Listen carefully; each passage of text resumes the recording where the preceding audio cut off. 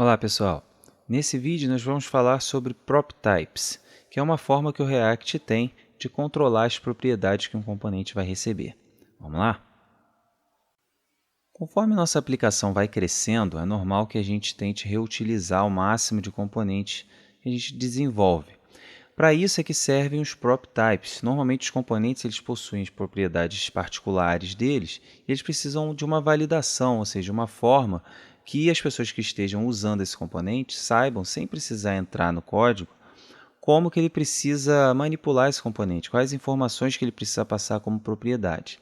E aí é que entram as Prop Types. Okay? Então aqui a gente vai aprender como a gente declara as Prop Types de um componente. Eu vou abrir o placar container e eu vou declarar aqui o seguinte, veja, a gente está passando lá no app esses dados aqui, mas não existe nenhuma forma, nenhum lugar onde seja estipulado que precisa, por exemplo, de uma propriedade chamada partida, de uma casa e de uma visitante. E a gente precisa dessas informações para que o componente placar container funcione, caso contrário ele não vai funcionar, vai dar problema. Beleza? E aí a gente precisa declarar as prop types desse componente. Para isso a gente vai vir aqui embaixo, depois da declaração da classe, ou seja, nós temos aqui o export, e aqui embaixo a gente vai botar o nome da classe, placar container, ponto, prop types, recebe um objeto. Ok? E esse nome tem que começar assim mesmo, tá? Com a primeira letra minúscula e o T maiúsculo. E aqui é que a gente vai dizer quais são as propriedades que a gente precisa para que esse componente funcione. Caso contrário, ele vai dar um erro. Né? Digamos que a gente tivesse, além dessas informações aqui, uma propriedade chamada clima. Né? A gente precisa dessa informação. A gente vai dizer aqui, ó, clima é do tipo proptypes string. Certo? Então eu preciso dessa informação aqui, ele vai renderizar de novo.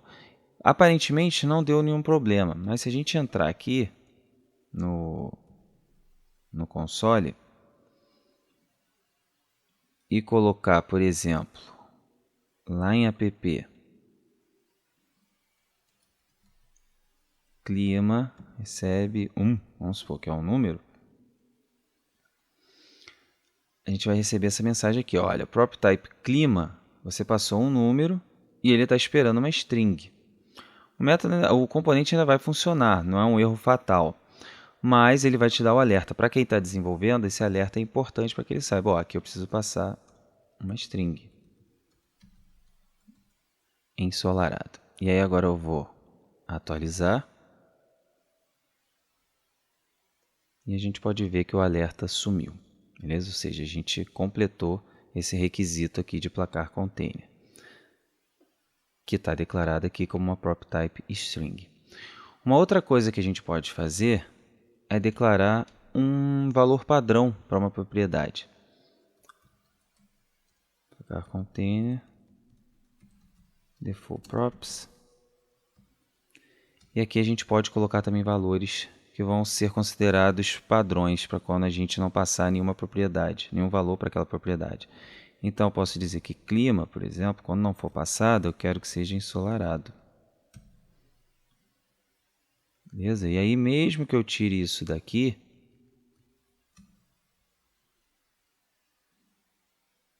ele vai continuar funcionando. E aí, se a gente quiser ver isso, a gente pode colocar aqui uma div, colocando this props clima.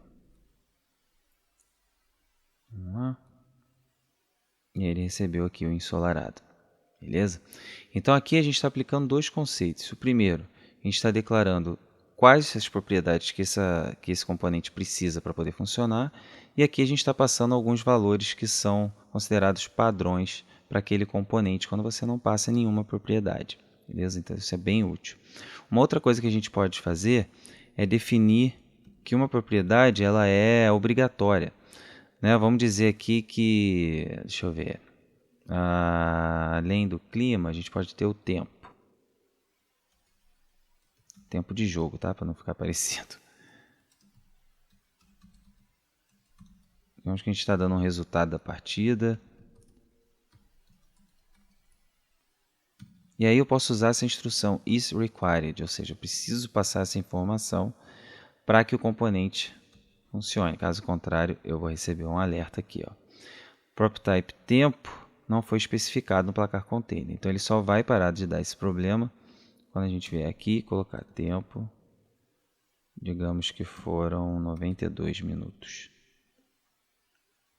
E aí sim eu já estou atendendo a essa instrução do tempo. Beleza? Então essas duas situações a gente usa o tempo todo para poder definir quais são as propriedades dos nossos componentes. E aí você deve estar se perguntando, onde é que eu vejo essa lista, quais são os tipos que eu posso usar e tal. Eu vou colocar o link aí na tela para que você seja redirecionado para a página do React, onde tem todos ou quase todos, não sei se está tudo ali, mas todas as possibilidades que você pode usar de validação das prop types. Eu coloquei algumas aqui embaixo, vou passar rapidamente aqui por elas. Ou seja, o N ele aceita qualquer valor. Quando você quiser especificar que aceita qualquer coisa, você bota o N. Array, bom, isso aqui a gente já sabe, né? Booleano, uma função, ou seja, você pode dizer que ele vai receber uma função como uma propriedade, como é o caso do nosso marcar goal. Número, um objeto, se você quiser definir. String, uma instância de um objeto, por exemplo. Aqui eu posso dizer que eu quero uma instância de um objeto partida. Vamos supor que a gente tivesse um objeto chamado partida. Posso dizer também que seja 1, 2, ou seja, eu posso dizer que no meu time eu quero que seja ou Vasco ou Flamengo. Se for algo diferente disso, ele não aceita. Do tipo, ou seja, a gente precisa passar algo que seja de um objeto tipo time, por exemplo, ou tipo partida, por aí vai. Ou seja, a gente pode definir qual é o tipo. Um array de algum tipo, ou seja, eu quero que seja um array só com números, posso botar aqui, ou só com string, por aí vai. E esse aqui, que é um dos mais interessantes na minha opinião, você pode dizer uma forma que ele vai esperar, ou seja, eles chamam de shape, mas é um objeto com uma determinada forma, ou seja, eu teria que passar como propriedade, como é o caso aqui que a gente está passando do time, da casa e do visitante, está vendo que ele tem sempre um atributo nome dentro dele, e aí ele faz essa verificação, olha, para essa propriedade você tem que passar um objeto com esse formato aqui, onde exista esse índice nome, que seja do tipo string. Então isso dá uma flexibilidade bem interessante para os nossos componentes.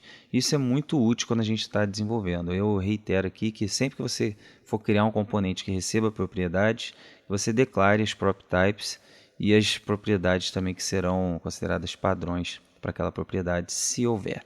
Ok? Então é isso, pessoal. No próximo vídeo a gente vai concluir essa primeira parte.